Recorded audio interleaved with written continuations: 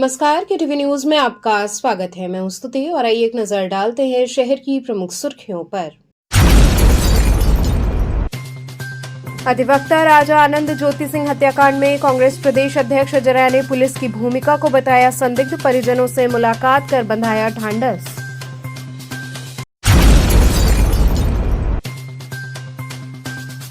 गुमशुदा नाबालिग बालक को एंटी ह्यूमन ट्रैफिकिंग थाना टीम ने सोनीपत से किया बरामद।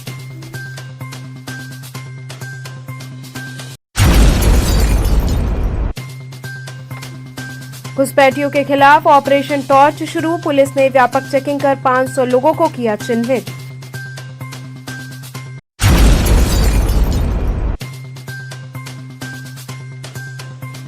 और नैपुरा डाफी प्राइमरी स्कूल में साइकिल वितरण कार्यक्रम हुआ आयोजित। और अब खबरें विस्तार से। अधिवक्ता राजा आनंद ज्योति सिंह हत्याकांड में कांग्रेस प्रदेश अध्यक्ष ने पुलिस की भूमिका संदिग्ध बताई, परिजनों से मुलाकात कर उन्हें ढांढस बधाया।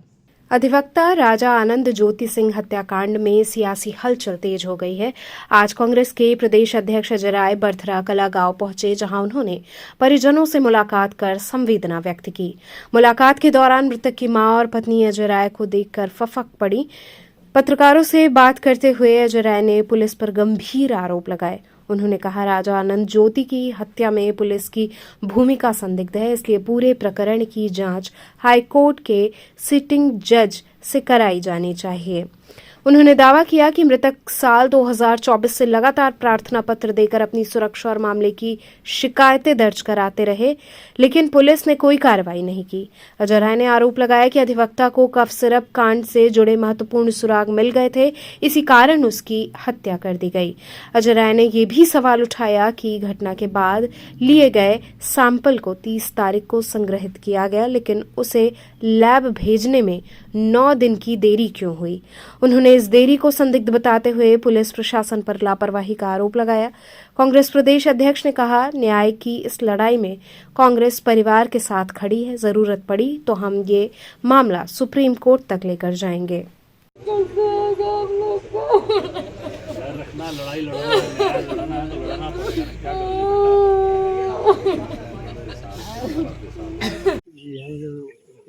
इसके बारे में क्या कहना चाहेंगे? नहीं, बहुत ही दुखद घटना है। इसकी जितनी निंदा की जाए कम है।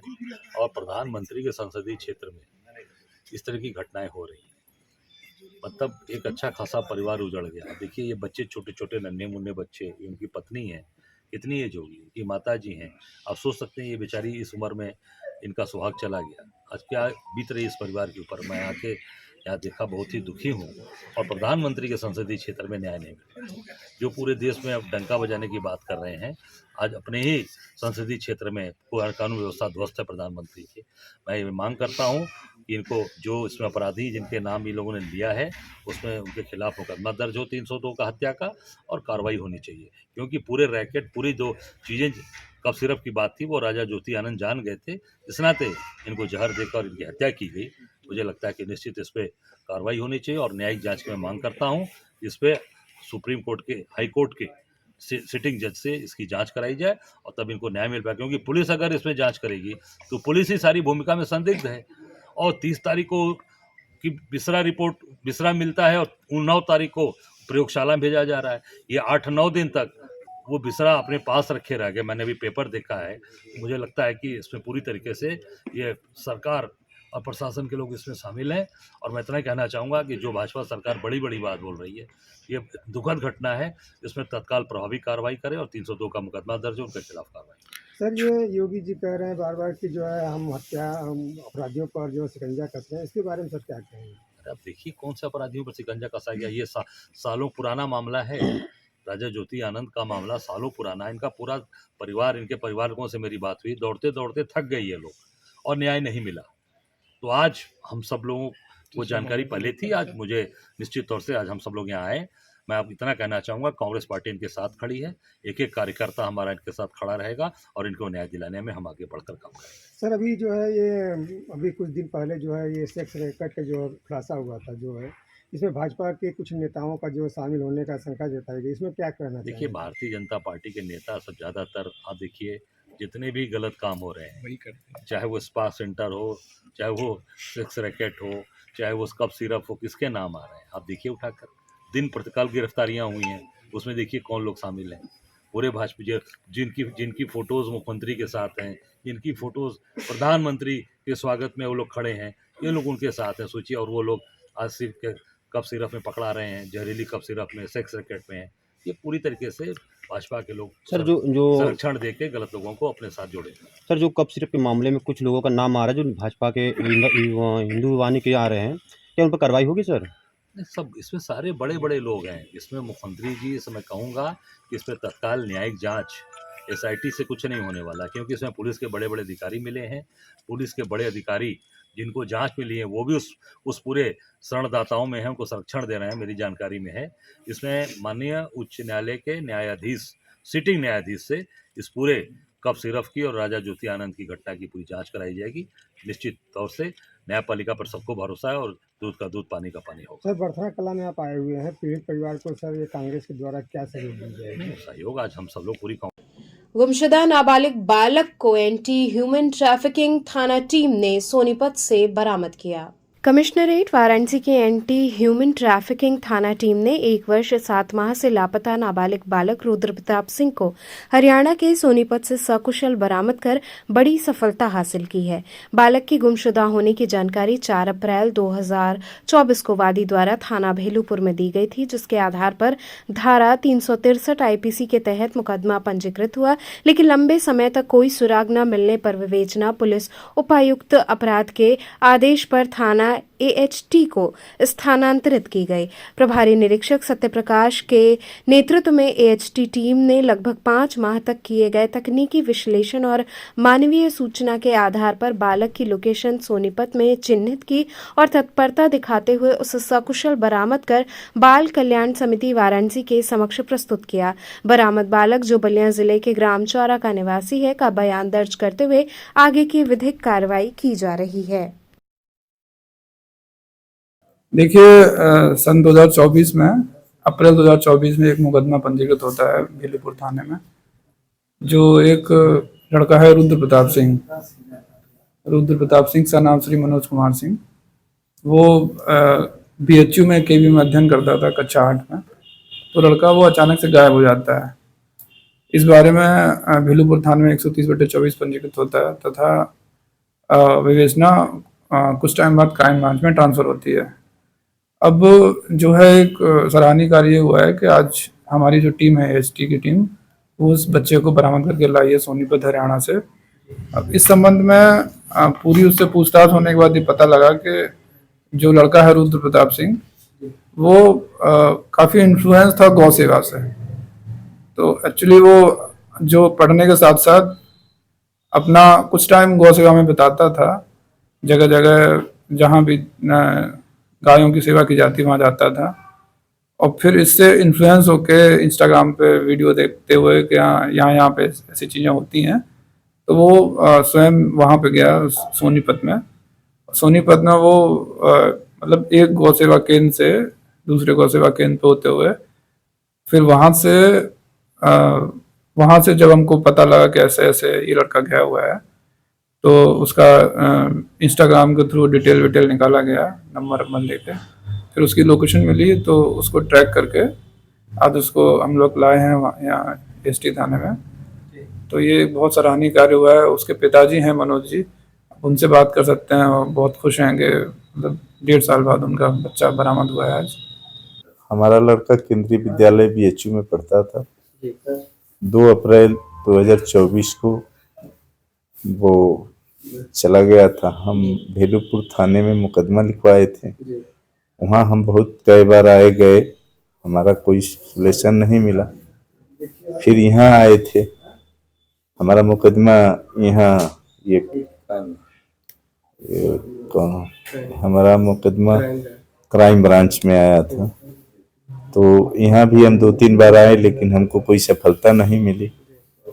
ये यहाँ के प्रभारी इंस्पेक्टर सत्यप्रकाश यादव और हीरालाल यादव हमारी बहुत मदद किए, और ये दोनों लोग हमारे साथ कई दिन खोज करके 3-4 दिन से गाड़ी में दौड़ते दौड़ते खोज करके ये लोग हमारे लड़के पहुंचे थे। और यहाँ हम लोग बाई रोड पहुंचे थे। आपका बच्चा कैसे पूछा था?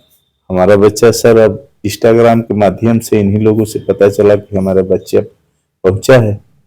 आप वाराणसी पुलिस को क्या कहना चाहते हैं? मैं वाराणसी पुलिस को धन्यवाद देना चाहता हूं कि मेरा लड़का मुझे वापस मिले। इन लोगों ने बहुत मेहनत करके उसको बरामद कराया।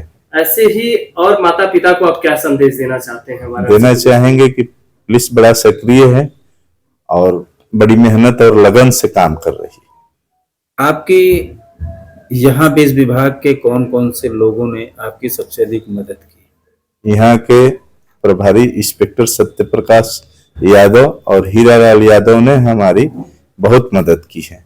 उन्हीं के कर कमलों द्वारा या उन्हीं के मेहनत के बदौलत हमारा लड़का हमको मिला है, वरना हम अपने लड़के को तो मायूस हो गए थे कि नहीं मिलेगा। घुसपैठियों के खिलाफ ऑपरेशन टॉर्च शुरू, पुलिस ने व्यापक चेकिंग कर 500 लोगों को चिन्हित किया। मुख्यमंत्री योगी आदित्यनाथ के निर्देश के बाद वाराणसी पुलिस ने अवैध घुसपैठियों के खिलाफ बड़ा अभियान शुरू कर दिया है। शहर में ऑपरेशन टॉर्च के तहत अवैध बांग्लादेशी और रोहिंग्या मुसलमानों की तलाश में पुलिस की टीमें लगातार चेकिंग कर रही हैं। अभियान के दौरान कई थाना क्षेत्रों में स्थित झुग्गी झोपड़ियों पर छापेमारी और कड़ाई से सत्यापन किया गया। पुलिस के अनुसार अब तक तीनों जोन में करीब 500 लोगों को चिन्हित किया गया है। इनमें से कई लोग पश्चिम बंगाल के रहने वाले पाए गए हैं, जिनकी उपस्थिति और उद्देश्य पर संदेह जताया गया है। पुलिस उन सभी लोगों से पूछताछ कर रही है जो अस्थायी बस्तियों में रह रहे हैं। वे यहाँ किस उद्देश्य से आए हैं, किसने उन्हें बसाया है और उनकी पहचान क्या है। पुलिस कमिश्नरेट ने स्पष्ट किया है कि अवैध रूप से रह रहे लोगों के खिलाफ कठोर कार्रवाई की जाएगी। पुलिस कमिश्नर मोहित अग्रवाल ने कहा कि सुरक्षा के मद्देनजर किसी भी तरह की अवैध गतिविधि या घुसपैठ बर्दाश्त नहीं की जाएगी।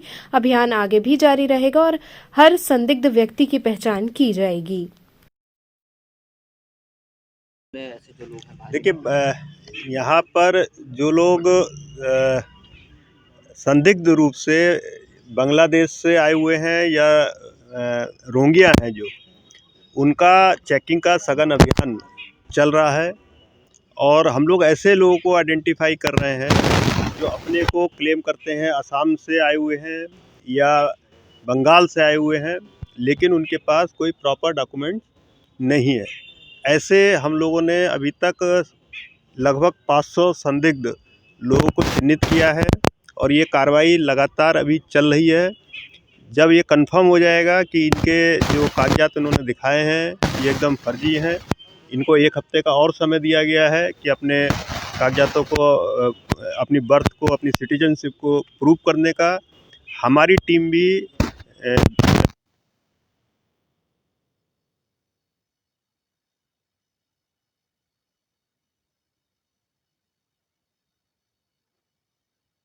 तो इन लोगों को फिर आगे जो कानूनी कार्रवाई है। सबसे ज़्यादा किस जोन में सामने आया है? काशी गोमती या? देखिए, सबसे ज़्यादा अभी बरना जोन में सबसे ज़्यादा लगभग 200 के आसपास इस तरह के लोग चिन्हित हुए हैं। लगभग 175 काशी जोन में और 100 के आसपास बरना जोन में, गोमती जोन में संदिग्ध लोग मिले हैं। इनका हम लोग गहराई से इसकी जांच कर रहे हैं। डिटेंशन सेंटर भी बनाने की बातचीत चल रही है, कैसा कुछ रहेगा? हाँ, इसके बाद जब जो लोग इसमें से सत्यापित हो जाएंगे कि अवैध रूप से आए हैं, उन लोगों को फिर डिटेंशन सेंटर में डालने की और कानूनी प्रक्रिया है, उसके तहत उनको डिटेंशन सेंटर में डाला जाएगा। कुछ रेशियो भी निकाला गया है, कितने की संख्या में? नहीं, इसका कोई ऐसा अपर लिमिट नहीं है, इतने लोग ही चिन्हित करने हैं। ये संख्या 1000 भी हो सकती है, संख्या 2000 भी हो सकती है, कोई अपर लिमिट नहीं है। जितने भी लोग संदिग्ध पाए जाएंगे इन सब की जांच होगी और इसके बाद इन पर कार्रवाई होगी। उस पहलू पे भी जांच होगी सर कि कैसे ये लोग आकर के यहाँ पर बसे हैं? हाँ, बिल्कुल। जब जांच के दौरान ये पाया जाएगा कि कोई इसमें कोई गिरोह है जो इनको इस तरह से लेकर के आता है, सीमा पार कराता है, इनके फर्जी कागजात बनाता है, बनवाने में मदद करता है, तो उन पर भी फिर कार्रवाई की जाएगी। नेपुरा डाफी प्राइमरी स्कूल में साइकिल वितरण कार्यक्रम आयोजित किया गया।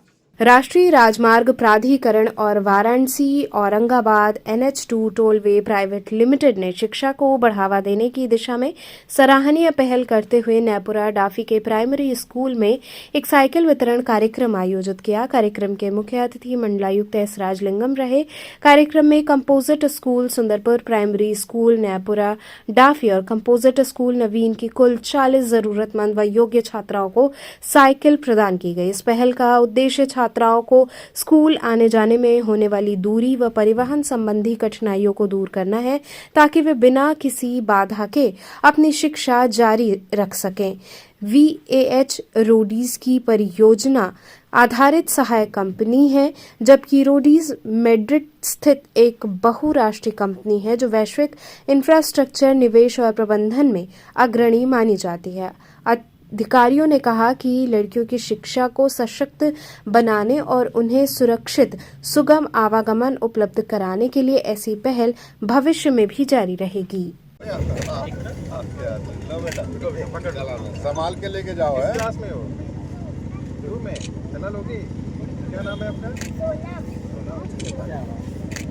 चलो चलो बेटा लेके जाओ।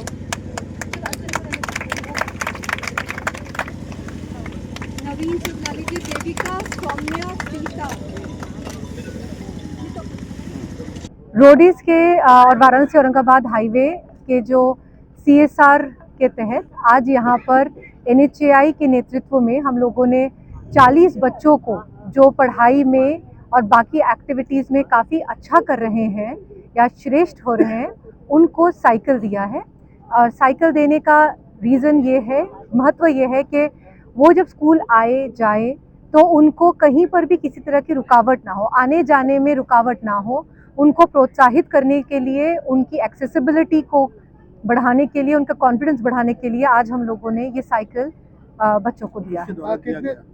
ये cycle Varanasi Aurangabad highway, roadies और national highway authority of India के तहत दिया गया है। कितने बच्चों को दिया गया है? ये साइकिल 40 बच्चों को आज यहाँ वाराणसी में दिया गया है। इसके अलावा हम लोगों ने 40 और साइकिल सूरत और अजमेर में भी डिस्ट्रीब्यूट कराए। आज के मुख्य अतिथि थे श्री विशाल चौहान, जो कि मेंबर एडमिनिस्ट्रेशन है NHAI के। उनके साथ थे श्री S राजलिंगम जी, जो कमिश्नर वाराणसी हैं, और हमारे RO UP, RO Varanasi, RO Sasaram और PD और NHAI के वरिष्ठ अधिकारी भी यहाँ पर मौजूद थे। बात की जाए तो ये संस्था और कितने शहरों में बच्चों को इस तरह का प्रोत्साहन दे रही है कि वो पढ़ाई में, स्मार्ट कॉलेज में और बेटर हो? हम लोग रोडीज अभी फ़िलहाल हम लोगों ने 10 स्कूल्स अडॉप्ट किए हुए हैं। 3 स्कूल यहाँ वाराणसी में है, एक दिरखिली में है, एक सासाराम में है। उसके अलावा 4 स्कूल तापी डिस्ट्रिक्ट सूरत में है और एक स्कूल हम लोगों ने अडॉप्ट किया है अजमेर। तो हमारे 3 प्रोजेक्ट हैं राजस्थान, UP, बिहार और सूरत में, गुजरात में। हर जगह पर हम लोगों ने स्कूल अडॉप्ट किए हैं। हम अपने CSR के तहत जितना ज़्यादा हो सके बच्चों का, सोसाइटी का, रहने वाले लोगों का हमारे प्रोजेक्ट्स के आसपास हम उनकी सहायता करना चाहते हैं। हम चाहते हैं कि उन जिस तरीके से रास्ते सुंदर बन रहे हैं, उनकी ज़िंदगियां भी और सुंदर और बेहतर बने। सर, आज यहाँ पे आप आए और बच्चों के बीच में साइकिल वितरण किया है और जो एक प्रधानमंत्री नरेंद्र मोदी का एक सपना है स्मार्ट कॉलेज, क्या लगा आपको? कितनी चीज़ें बच्चों के अंदर जो पहले की पढ़ाई थी और अब की पढ़ाई में जो स्मार्ट कॉलेज आया, उसमें कितना फर्क रहा? ये जो NHAI के जो CSR कंपोनेंट है उसके अंतर्गत रोडीज के द्वारा जैसे स्कूल में कुछ कायाकल्प का काम किए हैं, स्मार्ट क्लासेस स्थापित किए हैं। उसके अलावा जो हमारे गर्ल स्टूडेंट्स हैं उनके लिए आज अलग अलग जो क्लासरूम के जो गर्ल स्टूडेंट्स को साइकिल वितरण भी किया गया है। इस साइकिलों से इन बच्चों का जो मोबिलिटी भी बढ़ेगा, स्कूल आने जाने में जैसे उसके अलावा भी कहीं और किसी ट्यूशन में जाना हो या कुछ और घर का भी काम करना हो, साइकिल से काफ़ी वो मदद मिलेगी। और इनके द्वारा जो मोबाइल मेडिकल यूनिट्स भी जो चलाया जा रहा है, इसमें अनुरोध किया था कि इस संस्था से जो TB मुक्त वाराणसी की जो अभियान चल रही है उसमें भी हम मिल के काम कर सकते हैं ताकि जो ग्रामीण स्तर पे स्क्रीनिंग का हमारा काम है वो अच्छे से चल सके। आपने अपने संबोधन में TB मुक्त भारत का जो प्रधानमंत्री मोदी का सपना था उस विषय में बताया। तो जो 250 गांव टीबी मुक्त हुए हैं, अभी आगे की क्या प्लानिंग है, किस तरह से और लोगों को जागरूक करके इस पूरे अभियान को सफल बनाना है? इसमें जो माननीय प्रधानमंत्री जी के द्वारा 2025 तक टीबी मुक्त भारत इसको घोषित करने के लिए यहीं से वाराणसी से ही उन्होंने घोषणा की थी। उसके तहत वाराणसी में भी अभियान लगातार चल रहा है। इसमें जिन गांव में जो 3 साल लगातार कोई केसेस अगर वो निर्धारित मात्रा से अगर कम डिटेक्ट होती है या डिटेक्ट नहीं होती है, वो इसके लिए टीबी मुक्त हो जाएंगे। तो लगभग 250 गांव हमारे यहाँ जो टीबी मुक्त हो चुकी है। इसमें लगातार प्रयास जो जारी है और हम लोग स्क्रीनिंग में और उनके ट्रीटमेंट, उनके फॉलोअप में फोकस करते हैं। और जो निक्षय मित्रा, जो समाज के लोग जो अपना वॉलंटियर करना चाहते हैं, उनको पोषण पुटली वगैरह दे के उनके दवा लेने में जो फॉलोअप करने के लिए, उसको भी समाज के साथ जोड़ के हम लोग काम करते हैं। नशीले कफ सिरप मामले में नया मोड़ आया। 10 फर्मों की वरिष्ठ अधिवक्ता श्रीनाथ त्रिपाठी पैरवी करेंगे। नशीले कफ सिरप प्रकरण में एक बड़ा मोड़ सामने आया है। शहर के वरिष्ठ अधिवक्ता श्रीनाथ त्रिपाठी ने इस मामले में संलिप्त बताए जा रहे 10 फर्मों का मुकदमा अपने हाथ में लेते हुए कई अहम तथ्य सामने रखे हैं। अधिवक्ता ने बताया कि उनके पास पहुंचे सभी 10 फर्म संचालकों के दस्तावेजों की गहन जांच की गई है और सभी कागजात पूरी तरह सही पाए गए हैं। फर्मों ने संबंधित स्टॉकिस्ट से बकायदा बिल के साथ माल खरीदा था। अधिवक्ता का स्पष्ट कहना है कि इसे मौत का सिरप बताना सरासर गलत है और इस तरह के बयान बाजार में छोटे व्यापारियों की छवि को खराब कर रहे हैं। अधिवक्ता श्रीनाथ त्रिपाठी ने कहा कि यदि किसी स्थान पर अवैध भंडारण या किसी अन्य स्तर पर अनियमितता हुई है तो उसकी उचित जांच होनी चाहिए और दोषी पाए जाने पर उसी के विरुद्ध कार्रवाई की जाए, लेकिन कार्रवाई के नाम पर सभी को एक ही तराजू में तौलना अनुचित है। उन्होंने कहा कि इससे प्रधानमंत्री के संसदीय क्षेत्र बनारस की छवि भी धूमिल हो रही है। इसके साथ ही उन्होंने ड्रग विभाग के अधिकारियों को कटघरे में खड़ा करते हुए कहा कि उनकी लापरवाही के कारण छोटे छोटे व्यापारी और स्थानीय फर्में भारी नुकसान उठा रही हैं। कहना शुरू किया कि साहब हम लोग विधिक तरीके से अपना कार्य कर रहे हैं, फिर भी पुलिस परेशान कर रही है। मैंने उनके सारे प्रपत्रों का अवलोकन किया और अवलोकन करने के बाद सब चीजें पूछा उनसे। उन सबों ने बताया और दिखाया कि उन्होंने एक अंतर्राष्ट्रीय कंपनी से विधिक तरीके से नियुक्त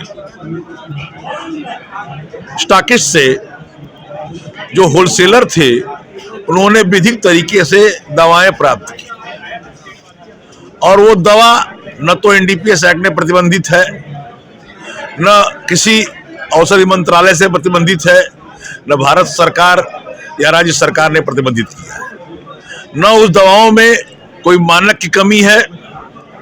और मैं बता दूं एक चीज और आपको कि मध्य प्रदेश में दूसरी दवा थी, वो दूसरा प्रकरण है।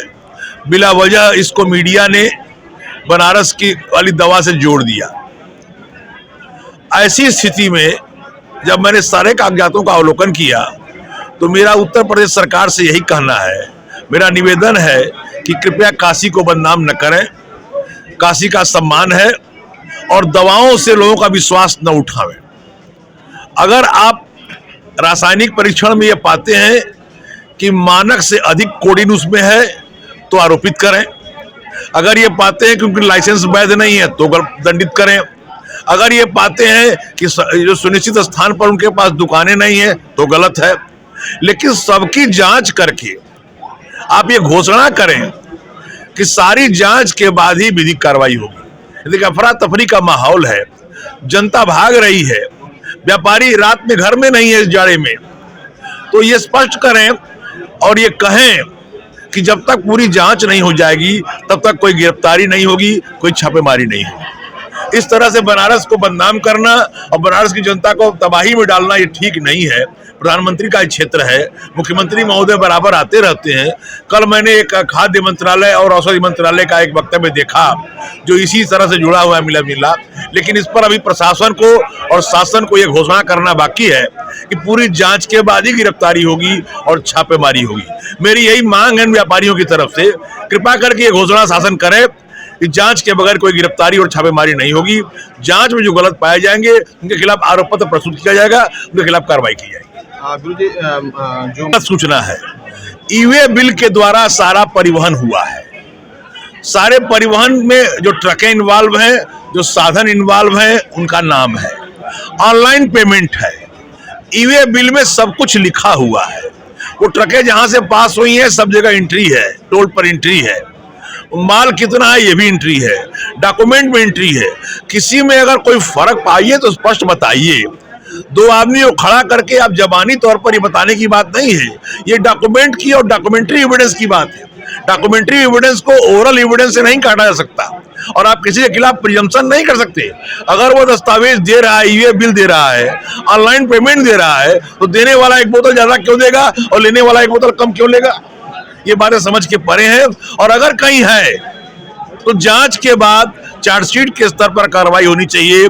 ये अफरा तफरी से बचाइए इस प्रदेश को, इस वाराणसी शहर को, और इसको बदनाम न करिए। मैं हाथ जोड़ कर निवेदन कर रहा हूं कि काशी शहर को बदनाम न करिए। वाराणसी के भदौर इलाके में काशी तमिल संगमम के चतुर्थ समूह ने बाबा विश्वनाथ का दर्शन पूजन किया।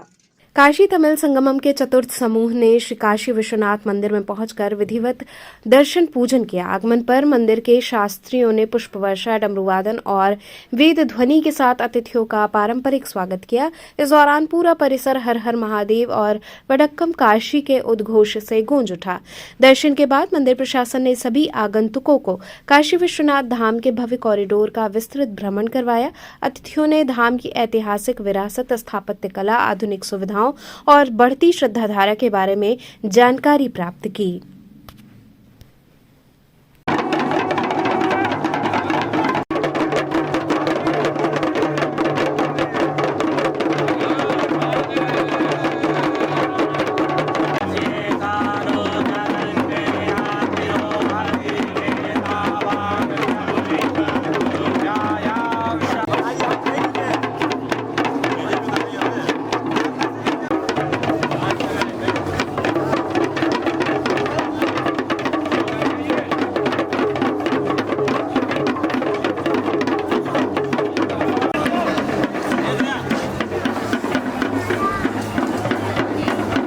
श्री काशी विश्वनाथ धाम कॉरिडोर के 4 वर्ष पूर्ण होने पर धाम परिसर में भव्य उत्सव मनाया जाएगा। हर हर महादेव।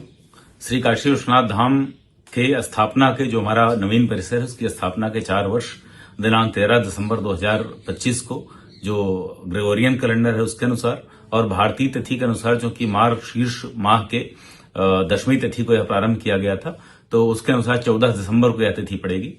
तो इन दोनों दिवसों में जो हमारी भारतीय पंचांग के अनुसार तिथि है और जो ग्रेगोरियन कैलेंडर के अनुसार जो डेट पड़ रही है, इन दोनों दिनों पर यहाँ पर विशिष्ट प्रकार के आचार किए जाएंगे।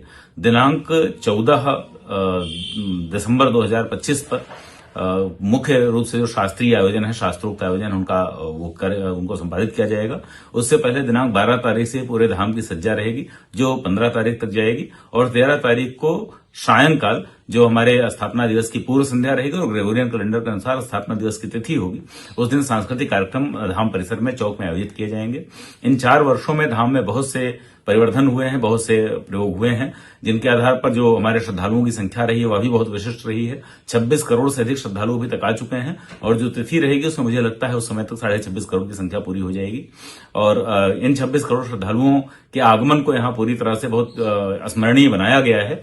विशेष रूप से वर्ष 2025 के माह जनवरी फरवरी में जो हमारा कुंभ का समय रहा उसमें बहुत अल्प अवधि में मात्र 1.5 माह की अवधि में 2 करोड़ 87 लाख लोगों ने दर्शन किया था, जो अभी तक की सर्वोच्च संख्या रही थी। और यह महादेव की कृपा से संभव हो सका है कि पूरी अवधि में एक भी कोई ऐसा अनटूवर्ड इंसिडेंट नहीं हुआ और इतनी बड़ी श्रद्धालु संख्या को भी यहाँ पर बहुत अच्छे एसओपी के माध्यम से एक एसओपी बनाकर उसको लागू किया गया था, हैंडल किया गया।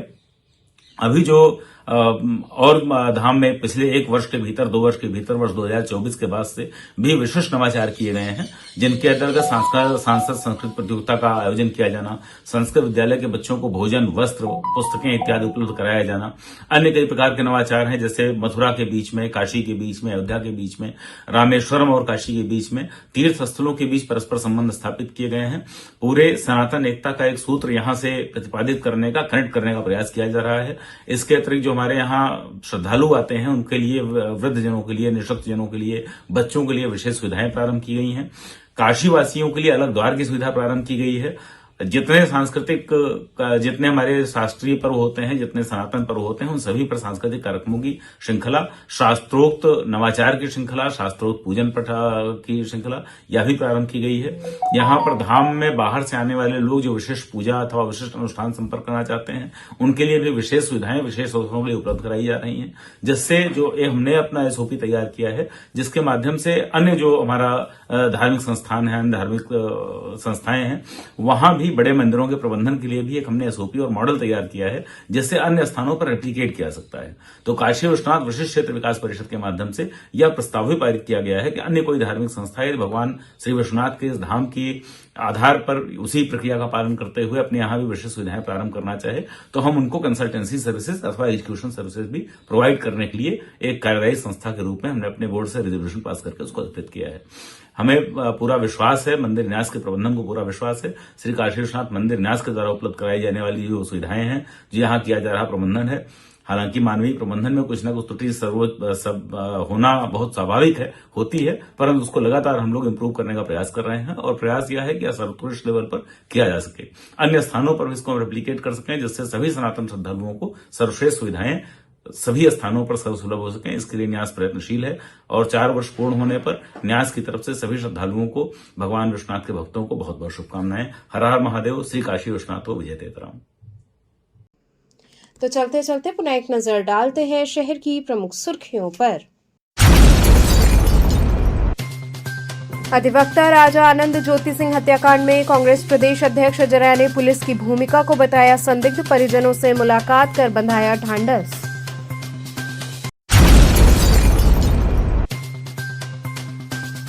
गुमशुदा नाबालिग बालक को एंटी ह्यूमन ट्रैफिकिंग थाना टीम ने सोनीपत से किया बरामद।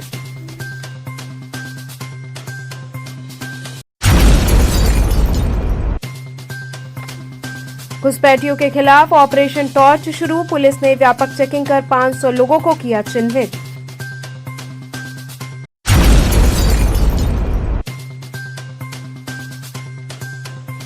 और नैपुरा डाफी प्राइमरी स्कूल में साइकिल वितरण कार्यक्रम हुआ आयोजित। तो थे आज के समाचार, कल फिर होगी मुलाकात, तब तक के लिए नमस्कार।